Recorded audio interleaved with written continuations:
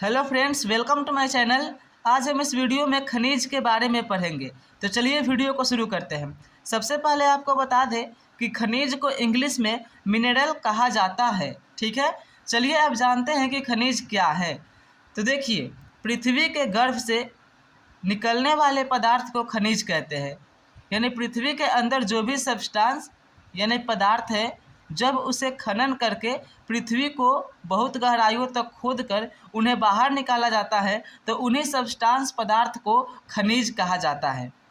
जैसे में सोना, चांदी, पीतल, कोयला, पेट्रोलियम, लोहा, निकेल, कोबाल्ट, मैंगनीज, अभ्रक, ग्रेफाइट इत्यादि ये जो भी पदार्थ है, इन सभी को क्या कहते हैं? मिनरल यानी कि खनिज कहते हैं। अब हम सोच सकते हैं कि ये बन कैसे जाते हैं, पृथ्वी के अंदर ये बनते कैसे हैं। तो देखिए, बहुत समय पहले इस पृथ्वी पर बहुत सारे जानवर हुआ करते थे।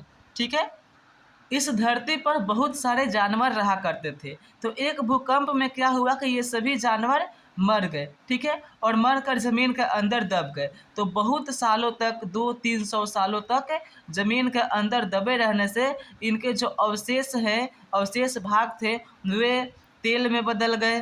ठीक है, अनेक तरह के पदार्थ में उनके जो अवशेष भाग थे वे बदल गए। ठीक है, बहुत सौ सालों तक पृथ्वी के अंदर दबे रहने से जो उनका अवशेष भाग थे, जो उनका शरीर था, वे अनेक प्रकार के पदार्थों में बदल गए। तो उन्हीं के अवशेष भाग से ये जो खनिज है, लोहा, सोना, चांदी, तांबा, लोहा, निकल, कोबाल्ट, मैग्नीज, अभ्रक, ग्रेफाइट जो भी है, उन्हीं के अवशेष भाग का ये सभी बने हुए पदार्थ है। ठीक है, तो समझ में आ गया होगा कि ये सभी कैसे बनते हैं। अब चलिए जानते हैं कि इसका गुण क्या होता है। तो देखिए, जो मिनरल है, खनिज है, उसका अपना रासायनिक गुण भी होता है और भौतिक गुण भी होता है। ठीक है, अब देखिए, खनिज भूगर्भ से निकलते हैं, इसीलिए इसे रत्नागर्भ भी कहा जाता है। क्या कहते हैं? रत्नागर्भ भी कहा जाता है। खनिज का दूसरा नाम क्या है? रत्नागर्भ। ठीक है, चलिए अब जानते हैं क्लासिफिकेशन ऑफ मिनरल यानी कि खनिज का वर्गीकरण। तो देखिए, there are 2 types of mineral यानी कि खनिज के 2 प्रकार होते हैं।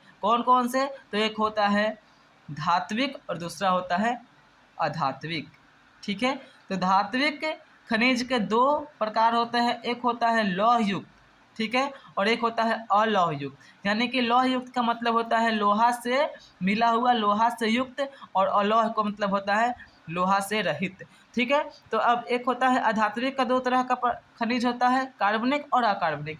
अब जानते हैं कि लौह युक्त में कौन कौन से पदार्थ आएंगे, अलौह में कौन आएंगे, कार्बनिक में क्या आएगा और अकार्बनिक में क्या आएगा। तो देखिए, लौह युक्त में आ जाएगा, लौह का मतलब होता है लोहा, तो लोहा तो आएगा ही, आ जाएगा लोहा, निकेल, कोबाल्ट, मैग्नीज।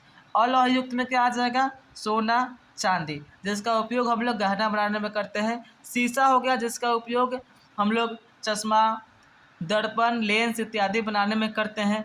जस्ता हो गया, तांबा हो गया। ठीक है, लोहा का बड़े बड़े उद्योगों, फैक्ट्रियों में इसका उपयोग किया जाता है। ठीक, कार्बनिक पदार्थ में आ जाइए तो कोयला हो गया, पेट्रोलियम हो गया।